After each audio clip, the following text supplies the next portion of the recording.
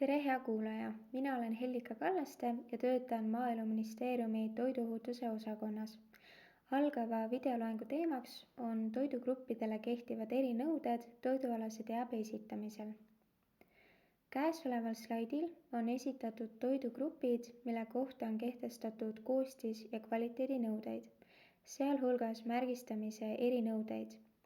Märgistuse koostamisel tuleb võtta aluseks üldised nõuded, mis tulenevad Euroopa Parlamendi ja Nõukogu määrusest number 1169/2011. Neid käsitleb esimene videoloeng. Märgistuse koostamisel peab arvestama ka igale toidugrupile kehtestatud erinõuetega. Järgnevalt vaatame igale toidugrupile kehtivaid erinõudeid lähemalt. Esimeseks toidugrupiks on mahlatooted. Selles toidugrupis on reguleeritud nimetused näiteks mahl kontsentreeritud mahlast ja nektar. Mahlatoodetele reserveeritud nimetusi võib kasutada ainult selliste toodete puhul, mis vastavad kindlatele koostis- ja kvaliteedinõuetele. Mahlatoote nimetus peab sisaldama toote valmistamiseks kasutatud viljade nimetusi. Näiteks, kui mahla valmistamiseks on kasutatud üksnes õunu, siis mahla nimetuseks sobib õunamahl.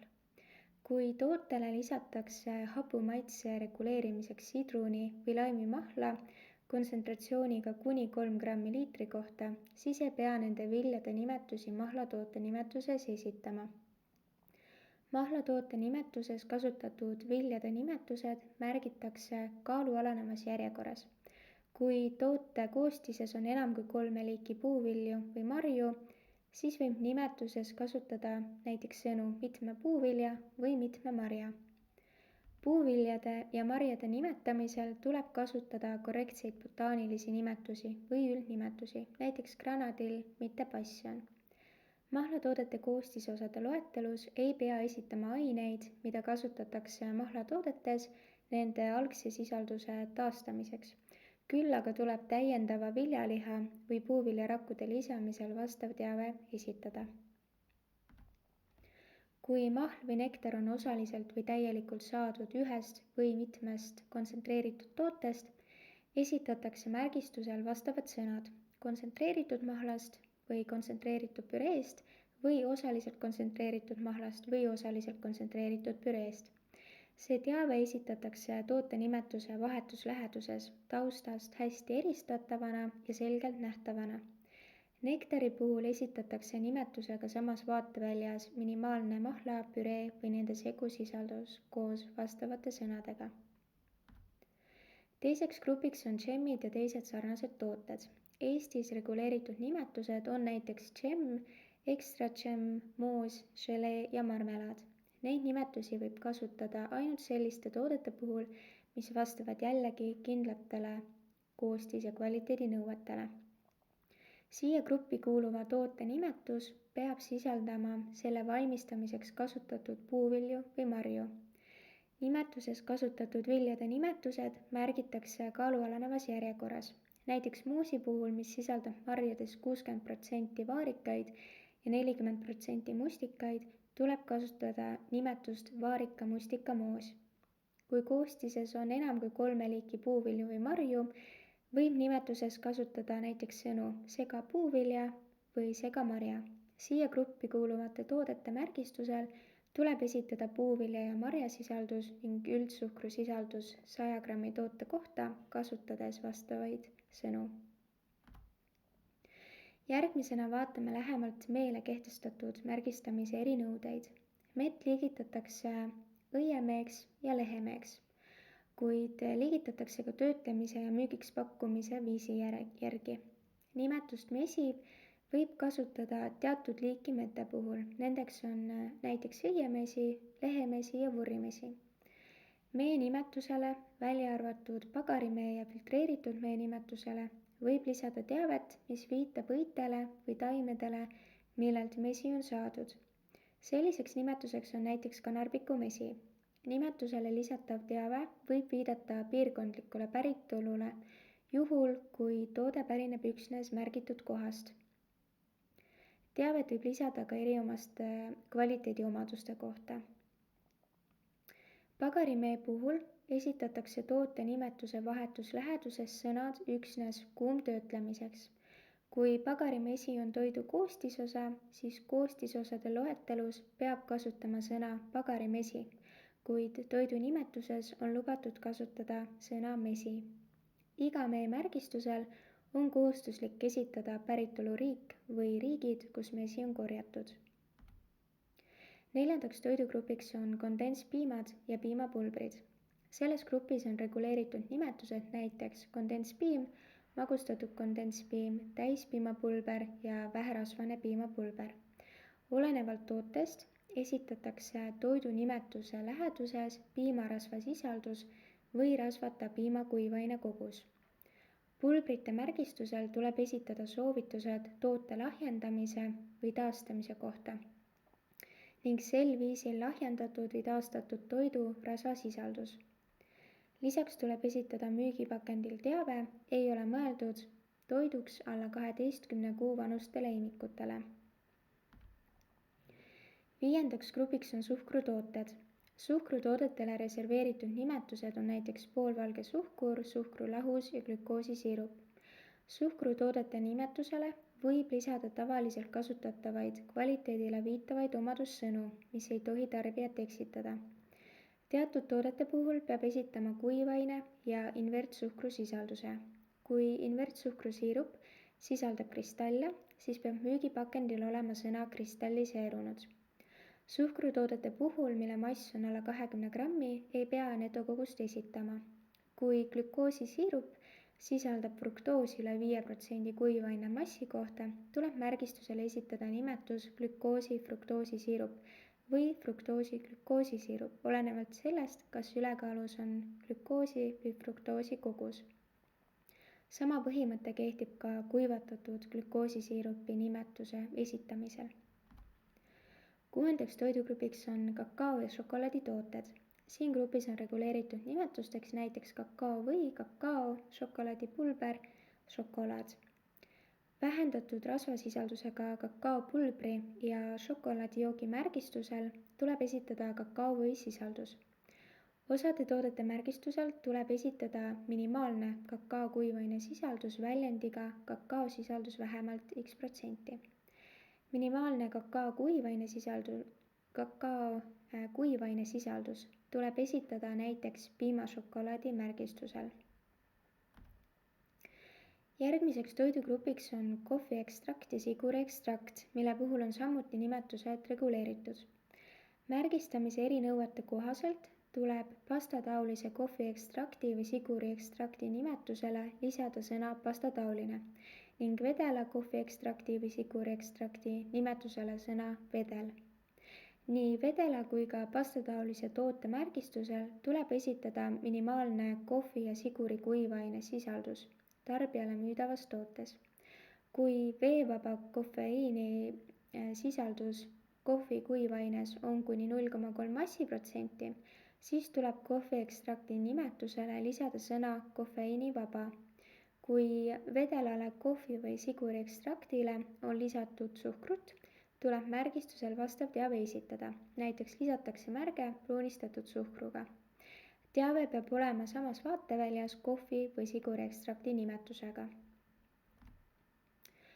Loodusliku mineraalvee ja allikavee müügipakendil tuleb samuti kasutada reguleeritud nimetusi, näiteks looduslik mineraalvesi, looduslikult karboniseeritud mineraalvesi ja allikavesi.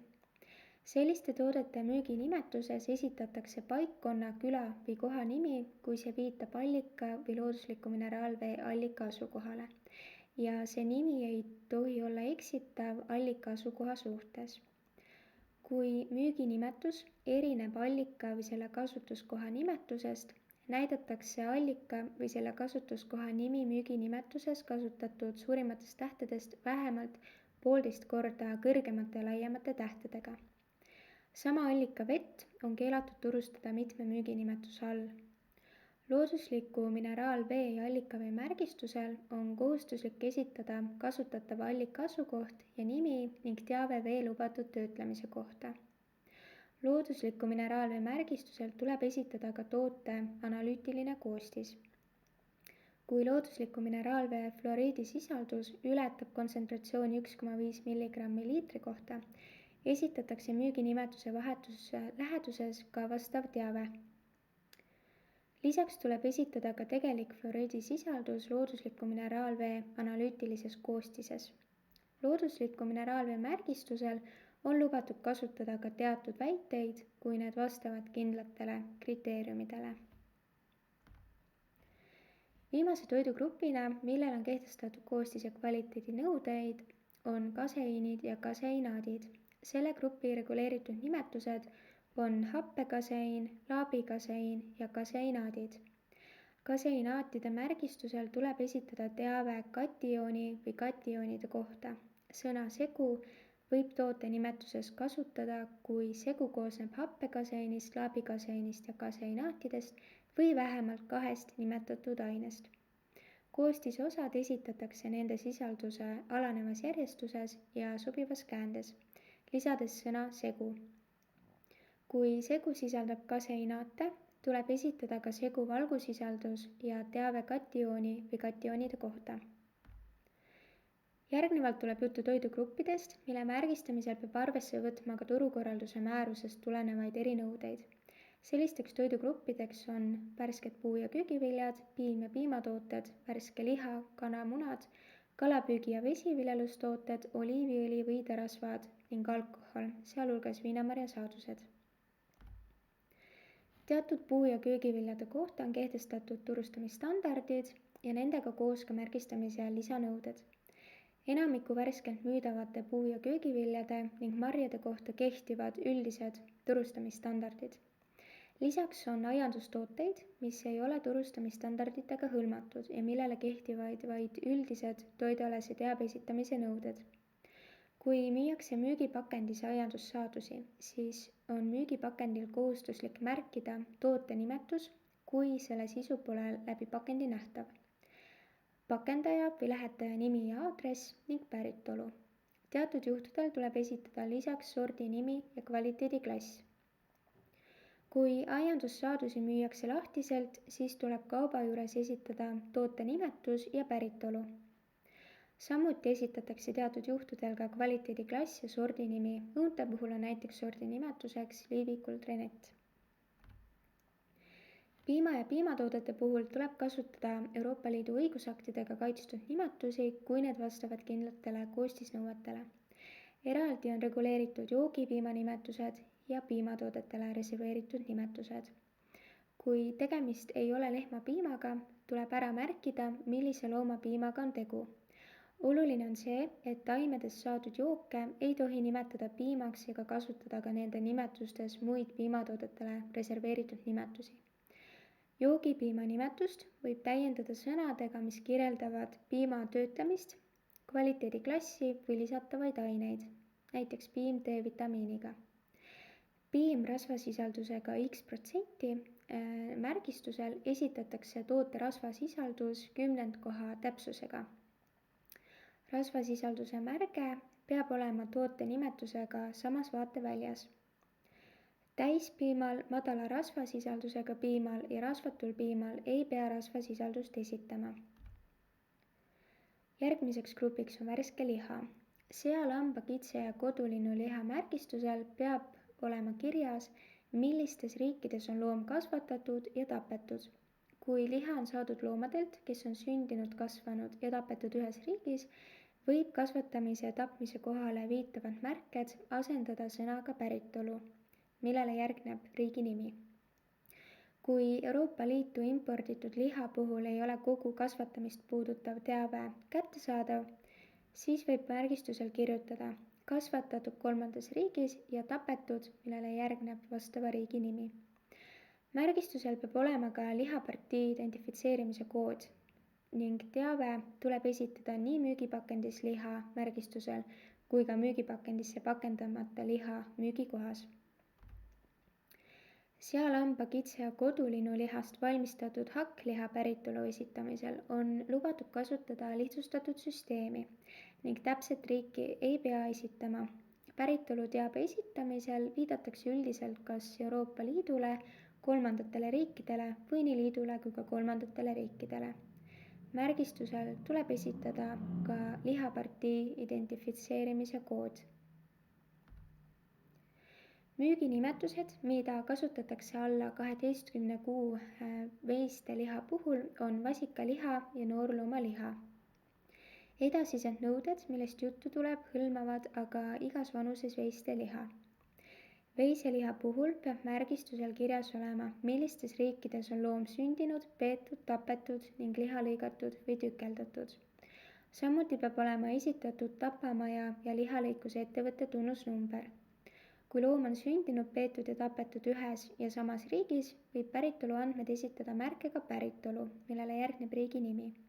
Kui Euroopa Liitu importitud liha puhul ei ole kogu kasvatamist puudutav teave kättesaadav, võib märgistusel kirjutada päritolu ning päritolu Euroopa Liitu mittekuuluvad riigid ja tapetud Euroopa Liitu mittekuuluva riigi nimi. Märgistusel peab olema esitatud viitenumber või kood, mis tagab seose liha ja loomade vahel. Teave tuleb jällegi esitada nii müügipakendis lihamärgistusel kui ka müügipakendisse pakendamata veiseliha müügikohas. Veisehakliha puhul on kohustuslik esitada Euroopa Liidu liikmesriik või Euroopa Liitu mittekuuluv riik, kus loom on tapetud ja kus hakkliha on valmistatud. Riigid, kus veis on sündinud ja peetud, esitatakse juhul, kui need ei ole samad kui riik, kus hakkliha valmistati.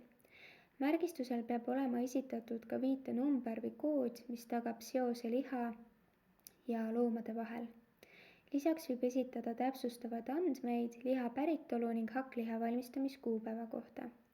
Teabe peab esitama ka müügipakendisse pakendamata hakkliha müügikohas. Järgmisena räägin lähemalt kanamunade märgistamisest. Euroopa Liidu turustusnormide alusel liigitatakse kanamunad A ja B-klassi munadeks. A-klassi munad on toiduks kasutatavad ning B-klassi munad on ette nähtud tööstuslikuks kasutamiseks. Kanamunade märgistamisel on oluline järgida, millise kvaliteediklassiga on tegemist. Teatud juhtudel väikeste koguste korral need nõuded ei kehti. A-klassi munad märgistatakse tootjakoodiga, mis on vähemalt 2 mm kõrge. Esimene number iseloomustab lindude pidamisviisi. Sellele järgneb tootja riigikood ning viimasel kohal on ettevõtte eraldusnumber. A-klassi munade pakendi välispinnal tuleb esitada toidunimetus, munade arv, minimaalne säilimisaeg, säilitamistingimused, mis viitavad jahedas säilitamise vajadusele. Lisaks peavad pakendil olema ka käitleja andmed, kvaliteediklass, kaaluklass, tootmisviis ja pakenduskeskuse number. Vajadusel info päritolu kohta. Pakendilt peab leidma ka tootjakoodi tähenduse selgituse, mis võib olla nii pakendi peal kui ka pakendi sees. Eestis turustatavaid B-klassi mune ei ole vaja tootjakoodiga märgistada. Munapakendite välispinnal on kohustuslik märkida pakenduskeskuse number, kvaliteediklass ja pakendamiskuupäev. Kalapüügi ja vesiviljelustooted, mille puhul on vajalik märgistamise erinõudeid järgida, on loodusest püütud või kasvanduses kasvatatud kala ja teised veeorganismid. Määruse kohaselt tuleb selliste toodete märgistusel esitada liigitoote nimetus ja ladinakeelne teaduslik nimi. Lisaks tootmismeetod, kas kasvatatud või püütud ning püügi või tootmise piirkond, mis näitab ühtlasi ka päritolu. Püügi või tootmise piirkonna märkimisel tuleb lähtuda sellest, kas veeorganismid on püütud merest, mageveekogust või on pärit kasvandusest. Merest pärit veeorganismide püügipiirkonna märkimisel kasutatakse FAO püügipiirkondi. Mageveekogust püütud veeorganismide korral esitatakse päritoluriik ja veekogu. Kasvandusest pärit veeorganismide puhul tuleb märkida päritoluriik, võttes arvesse kehtestatud kriteeriume. Lisaks tuleb esitada teave püügivahendi kohta ja vajadusel märge sulatamise kohta. Nõuded kehtivad ka pakendamata toodete puhul. Sellisel juhul esitatakse kohustuslik teave müügikohas. Kirjeldatud märgistusnõudeid ei kohaldata kalatoote väikese tootekoguse suhtes ja selliseks väikeseks koguseks loetakse kogust, mis müüakse vahetult pärast püüki kalalaevalt otse tarbijatele kokku kuni 50 € eest päevas. Oliiviõlide puhul kasutatakse määruse number 1308 2013 8. lisas esitatud nimetusi ja need peavad vastama seal esitatud kirjeldustele. Tarbijale võib turustada neitsi oliiviõli, ekstra neitsi oliiviõli, rafineeritud oliiviõlist ja neitsi oliiviõlist koosnevat oliiviõli ning oliivijääkõli. Märgistusel tuleb esitada õlikategooriat käsitlevad andmed, mis on esitatud ka allolevas tabelis. Näiteks neitsi oliiviõli märgistusel tuleb esitada teave mehaaniliselt esimesel pressimisel oliividest saadud õli. Ekstra neitsi oliiviõli ja neitsi oliiviõli puhul on nõutav päritolu esitamine. Oliiviõli nimetus ja päritoluviide peavad olema esitatud ühtse tekstina pakendi põhivaate väljas. Päritoluviide peab viitama geograafilisele piirkonnale, kus oliivid kasvasid või kus õli pressiti. Kui piirkonnad, kus oliivid kasvasid ja kus õli pressiti, on erinevad, siis tuleb seda ka märgistusel näidata. Päritoluviiteks võib olla ka kaitstud päritolu nimetus või kaitstud geograafiline tähis, mis peab olema kooskõlas asjaomase toote spetsifikaadis määratletud tingimustega. Oliiviõlide märgistusel peab olema teave õli säilitamise eritingimuste, see tähendab pimedas ja jahedas säilitamise kohta. Kui oliiviõlide ja muude taimeõlide segumärgistusel osutatakse mujal kui koostisosade loetelus sõnade, kujundite või graafiliste kujutiste abil oliiviõli sisaldumisele, peab segu kandma kirjeldavat nimetust taimeõli, millele järgneb kohe oliiviõli kogus protsentides, ehk taimeõli ja oliiviõli segu, millele järgneb oliiviõli kogus. Võiderasvade puhul kasutatakse reguleeritud nimetusi ja need peavad vastama kehtestatud nõuetele.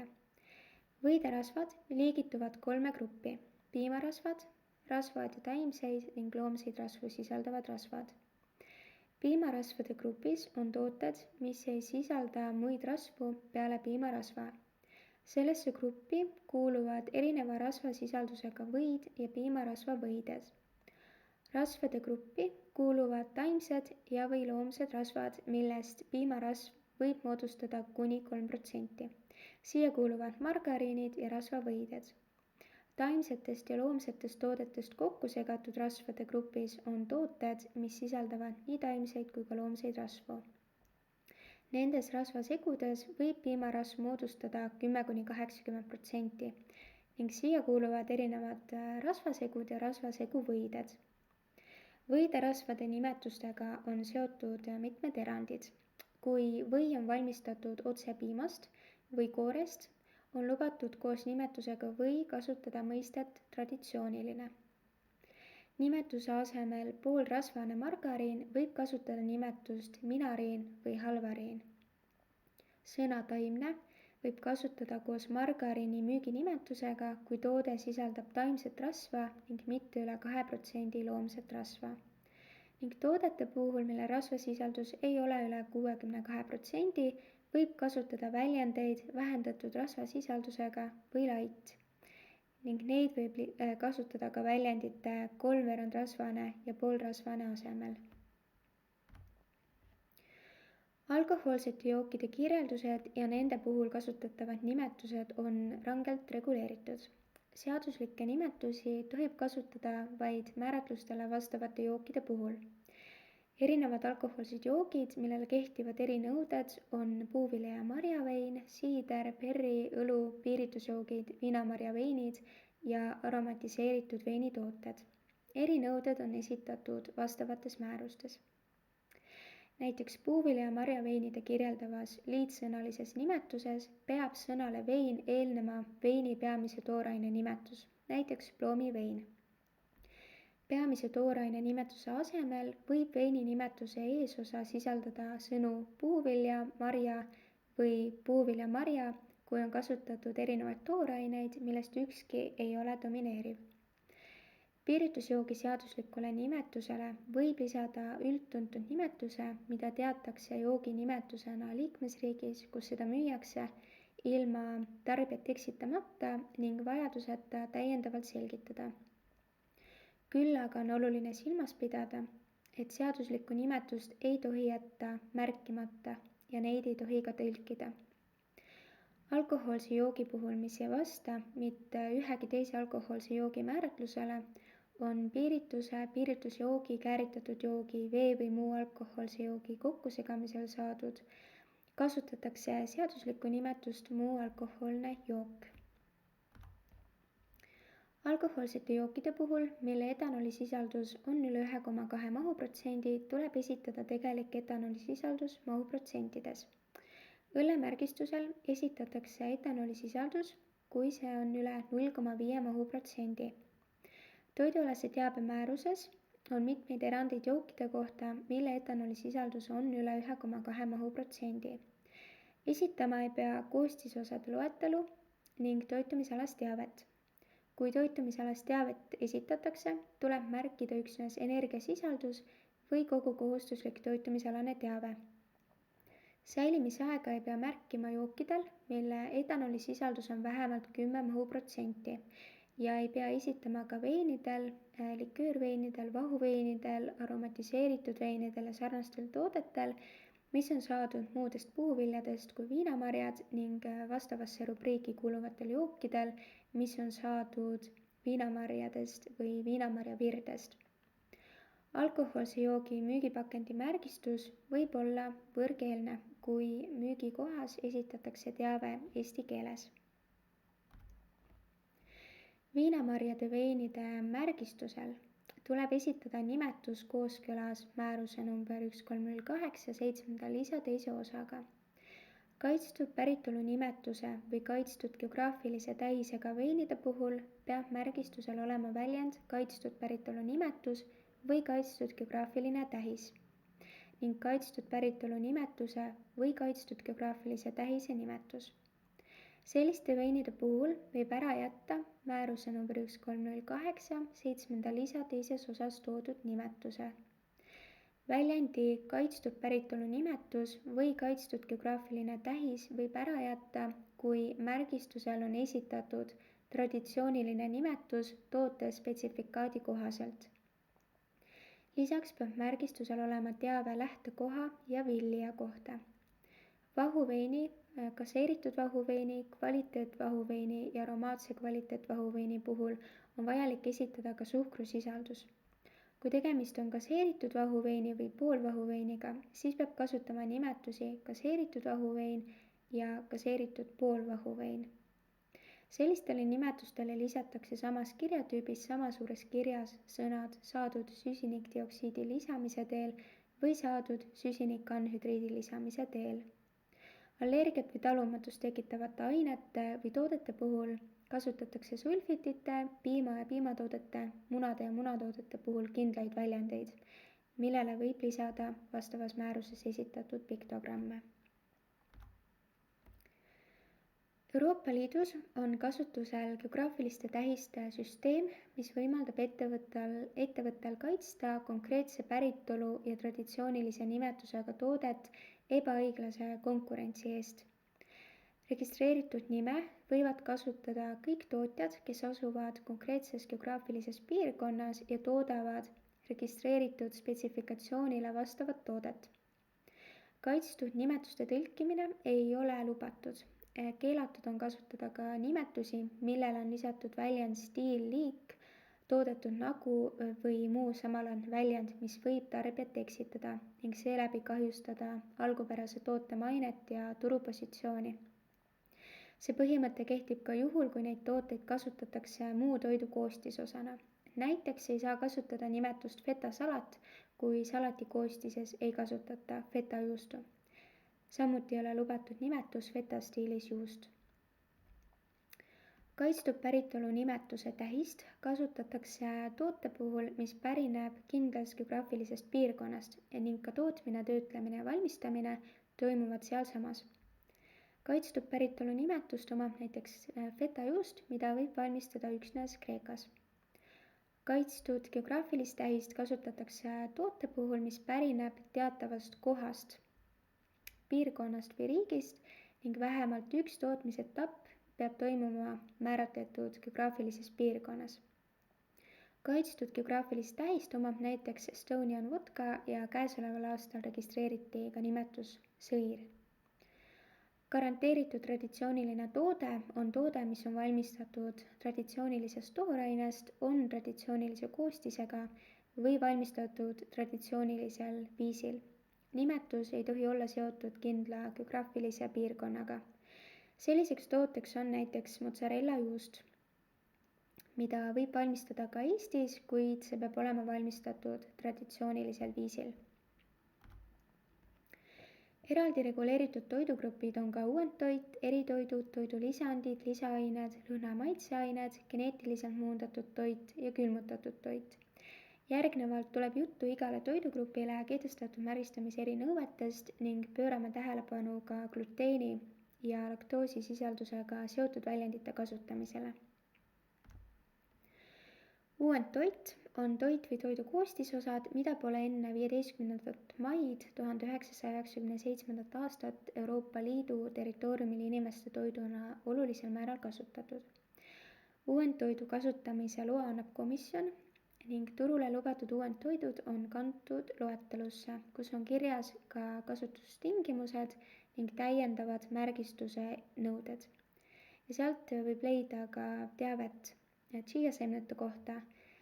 Nimelt tegelikult siis tuleks kasutada sellise nimetuse asemel hoopiski nimetust õlisalvei seemned. Eritoiduna käsitletakse imikupiimasegu ja jätkupiimasegu meditsiinilisel näidustusel kasutamiseks ette nähtud toitu, imiku- ja väikelapse toitu ning kehakaalu vähendamiseks ette nähtud päevase toidu asendajat. Igale kategooriale kehtivad spetsiifilised nõuded konkreetsete määruste alusel, ent neid kõik ühendab raammäärus number 609/2013, mis hõlmab eritoidule kehtivaid üldnõudeid. Nii imikupiimasegu kui jätkupiimasegu märgistusel peab olema teave selle kohta, millises vanuses imikule on toode ette nähtud. Imikupiimasegu märgistusel peab olema märge selle kohta, et toode sobib imikute toiduks nende sünnist alates, kui neid ei toideta rinnaga. Lisaks tuleb märgistusel esitada rinnaga toitmise eelisele osutav väide ja soovitus kasutada toodet ainult spetsialisti nõuandel. Selle lisateabe ette tuleb märkida sõnad pane tähele või muu samatähenduslik viide, mis tuleb esitada ka imikupiimasegu esitlemisel ja reklaamimisel. Imiku jätkupiimasegu märgistusel peab olema märge, et toode sobib ainult üle 6 kuu vanuste imikute toiduks. Lisaks tuleb esitada märge selle kohta, et toode peaks olema mitmekülgse toiduvaliku osa. See ei sobi esimesel 6 elukuul kasutamiseks rinnapiima asendajana ning otsus alustada täiendava toitmisega, kaasa arvatud 6 kuu vanusepiiris tehtavate erandite korral, tuleks teha siiski üksnes spetsialisti nõuandel, arvestades imiku kasvu ja arenguvajaduste eripärasid. Mõlema piimasegu märgistusel tuleb esitada toote valmistamise, säilitamise ja kõrvaldamise juhised ning hoiatus, et ebaõigest valmistamisest ja säilitamisest tuleneb oht tervisele. Imikupiimasegu ja jätkupiimasegu puhul peab lisaks kohustuslikule toitumisalasele teabele esitama iga vastava määruse lisades nimetatud mineraalaine ja vitamiini, välja arvatud molübdeeni koguse 100 ml tarvitamiseks valmis toidu kohta. Lisaks esitatakse ka koliini, inositooli ja karnitiini kogused. Erandina ei esitata imikupiimasegu ja jätkupiimasegu toitumisalases teabes soolakogust. Kohustuslikku toitumisalast teavet võib lisaks mono- ja polükülastumata rasvhapete, polüoolide, tärklise ja kiudainete kogustele täiendada valgusüsivesiku või rasvakomponentide kogusega. Võib esitada vadakuvalgu kaseini suhtarvu, võib esitada vastavate määruste vastavates lisades loetletud mis tahes aine koguse, kui selle märkimine ei ole hõlmatud kohustuslikus teabes ning kõikide toodetele lisatud ainete kogused. toitumisalases teabes märgitud andmeid ei ole lubatud pakendi esiküljel korrata. Nende toodete puhul ei esitata energiasisaldust ja toitainete kogusprotsendina võrdluskogusest, kuid jätkupiimasegu märgistusel võib määruse number 2016/127 7. lisas loetletud vitamiinide ja mineraalainete kogused märkida protsendina kõnealuses lisas sätestatud võrdluskogustest 100 ml tarvitamiseks valmis toidu kohta. Imiku ja väikelapse toidu märgistusel peab olema teave selle kohta, millises vanuses imikule või väikelapsele on toode ette nähtud. Kusjuures toode ei tohi olla ette nähtud alla 4 kuu vanusele imikule. Lisaks peab märgistus sisaldama teavet gluteenisisalduse või selle puudumise kohta alla 6 kuu vanusele imikule ette nähtud toidu puhul. Kohustuslik toitumisalane teave tuleb esitada 100 grammi või 100 ml toidu kohta ning vajaduse korral tarvitamiseks soovitatud imiku ja väikelapse toidu koguse kohta. Märgistusel peab olema teave nende mineraalainete ja vitamiinide, mille kohta on määruses sätestatud sisalduse nõue, keskmine kogus numbritega, jällegi 100 grammi või 100 ml kohta ning vajaduse korral tarvitamiseks soovitatud imiku ja väikelapse toidu koguse kohta. Lisaks peab vajaduse korral esitama toidu tarvitamisjuhise ning märke tarvitamisjuhise järgimise vajalikkuse kohta. Meditsiinilisel näidustusel kasutamiseks ette nähtud toidumärgistusel peab olema teave, et toodet tuleb kasutada meditsiinilise järelevalve all. Märgistusel peab olema märge selle kohta, kas toode sobib kasutamiseks ainsa toitaineallikana. Nõutud on ka märge dieetraviks millegi korral, kus lünka kirjutatakse haigus või terviseseisund, mille puhul toode on ette nähtud. Märgistusel peab olema omaduste kirjeldus, mis muudavad toote kasulikuks just konkreetse haiguse või terviseseisundi puhul. Lisaks tuleb esitada toote valmistamise, kasutamise ja pakendi avamisele järgneva säilitamise juhis. Vajaduse korral esitatakse hoiatused ja teave vastunäidustuste kohta. Teave selle kohta, et toode on ette nähtud teatavale vanuserühmale, et toode võib olla tervisele ohtlik, kui seda tarvitavad isikud, kellel ei ole haigust ega terviseseisundit, mille puhul toode on ette nähtud, või hoiatus, et toode ei ole ette nähtud parenteraalseks kasutamiseks. Tähistatud teabe ette tuleb märkida sõnad pane tähele või muu samatähenduslik viide. Toitumisalase teabe esitamisel kehtib samuti erinõudeid. Märgistusel tuleb esitada vastava määruse esimeses lisas nimetatud mineraalaine ja vitamiini kogus tootes. Esitada tuleb sellised valgu, süsivesiku, rasva ja või muude toitainete ja nende komponentide kogused, millest teavitamine on toote õige kasutuse tagamiseks vajalik. Ning vajaduse korral antakse ka teavet toote osmolaalsuse või osmolaarsuse kohta. Märgistusel peab olema teave tootes sisalduvate valkude ja või valguhüdrolüsaatide päritolu ja omaduste kohta. Toitumisalases teabes märgitud andmeid ei ole lubatud pakendi esiküljel korrata. Energiasisaldus ja toitainete kogus esitatakse müüdava toidu kohta ja vajaduse korral tootja juhiste kohaselt valmistatud tarvitamiseks valmis toidu kohta. Ning nende toodete puhul ei esitata energiasisaldust ja toitainete kogust protsendina võrdluskogustest. Kehakaalu alandamiseks ette nähtud päevase toidu asendaja märgistusel tuleb kasutada vastavat nimetust ning viidata ei tohi sellise toidu tarbimise tulemusena saavutatavale kehakaalu vähenemise määrale. Kohustuslik toitumisalane teave tuleb esitada tarvitamiseks soovitatud valmistoidu koguse kohta. Kõnealuse määruse lisas 8 nimetatud vitamiinide ja mineraalainete keskmine sisaldus esitatakse numbritega tarvitamiseks soovitatud valmistoidu koguse kohta ning vajaduse korral esitatakse toidu tarvitamisjuhis ning märge tarvitamisjuhise järgimise vajalikkuse kohta. Märgistusel peab olema märge toidu võimaliku lahtistava toime kohta, kui tarvitamisjuhise kohaselt valmistatud toit sisaldab päevase toidu koguse kohta üle 20 grammi polüoole. märgistusel peab olema märge päevase vajaliku vedeliku hulga tarbimise tähtsuse kohta ning märge selle kohta, et päevase toidu asendamiseks ette nähtud toit sisaldab kõiki vajalikke toitaineid päevases vajalikus koguses ja seda ei või tarbida arsti soovituseta järjest üle 3 nädala. Toidulisandite turustamisel tuleb kasutada nimetust toidulisand.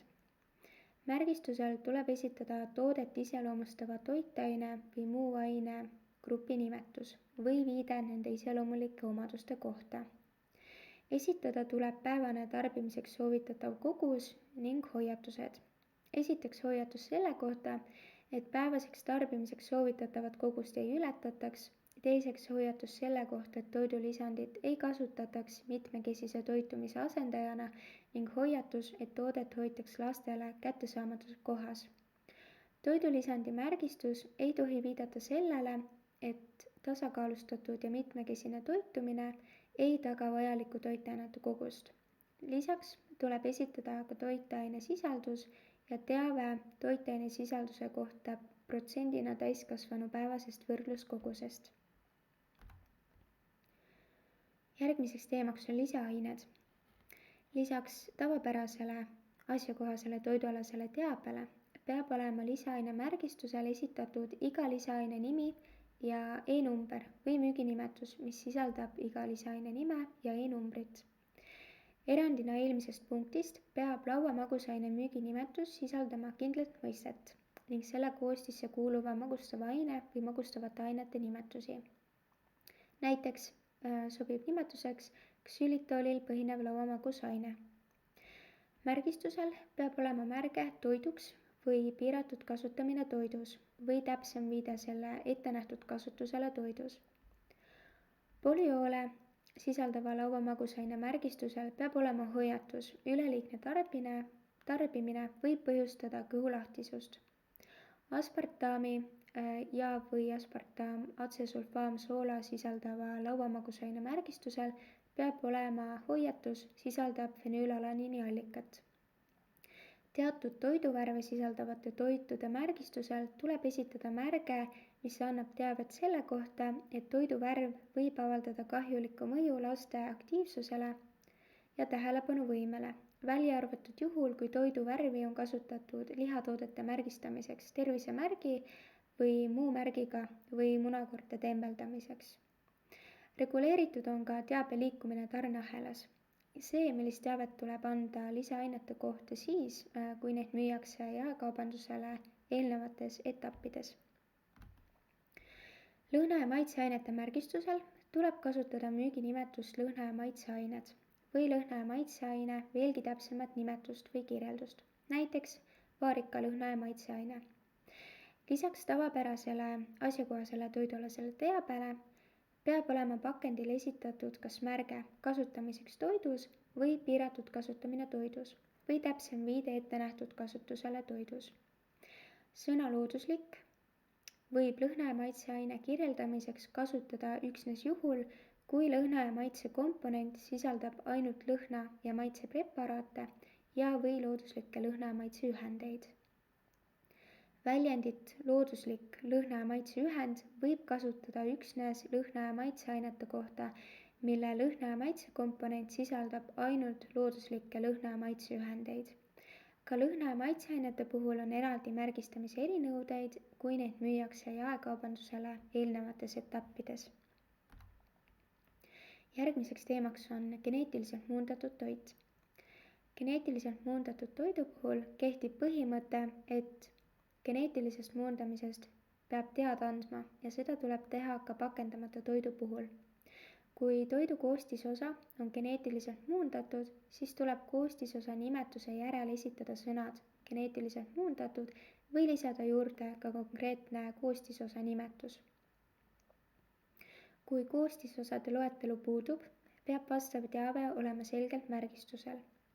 Kui koostisosa esitatakse üldnimetusega, siis esitatakse sõnad, sisaldab geneetiliselt muundatud vastava organismi nimetus või sisaldab geneetiliselt muundatud, lisatakse organismi nimetus, toodetud ning lisatakse koostisosa nimetus. Müügipakendisse pakendamata toidu puhul esitatakse teave geneetilise muundamise kohta toidu nimetuse juures. Ka geneetiliselt muundatud toidu puhul on eraldi märgistamise erinõudeid, kui neid müüakse jaekaubandusele eelnevates etappides. Külmutatud toidu märgistamisel on kehtestatud üksikasjalikumad nõuded.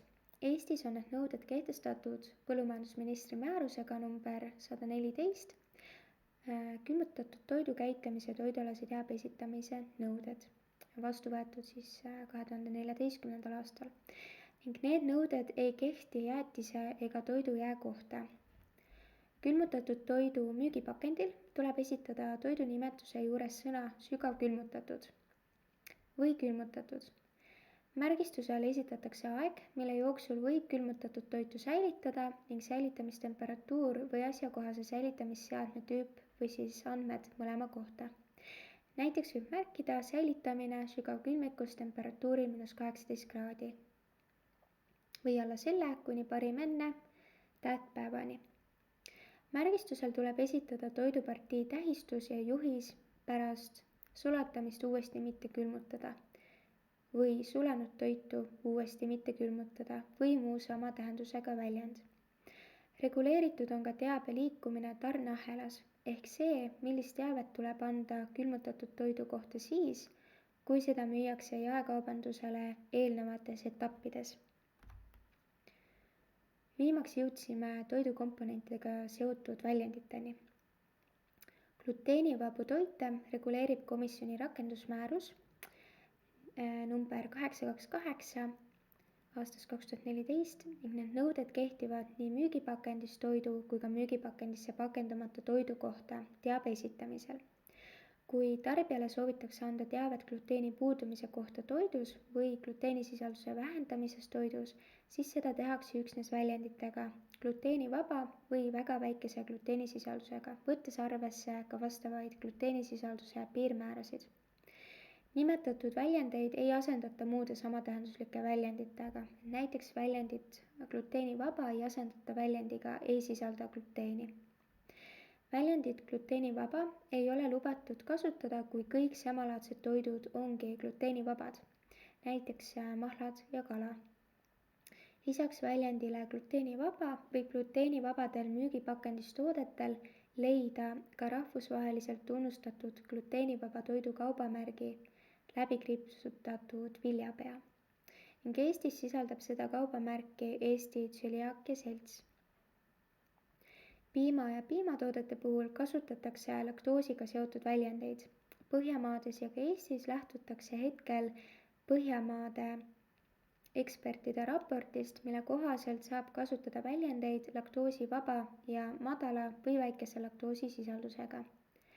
Märgistust laktoosivaba võib kasutada imikupiimasegudel ja jätkupiimasegudel juhul, kui toote laktoosisisaldus on väiksem kui 2,5 mg 100 kJ kohta.